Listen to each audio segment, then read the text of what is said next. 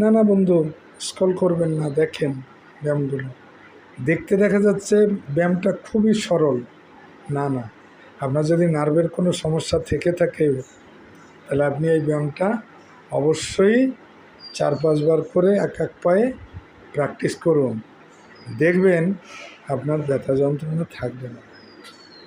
শোনেন, যারা অলস ব্যক্তি তাদের কিন্তু ব্যথা যন্ত্রণা বেশি হয়, আর যারা অলস নয়, নিজেরা মোটামুটি একটু খালি হাতে ব্যায়াম ট্যায়াম করেন, তাদের কিন্তু ব্যথা যন্ত্রণা থাকে না।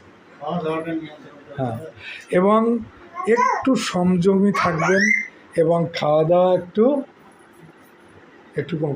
একটু হাত দেন, এইভাবে একটু হাত নাড়া না, এইভাবে।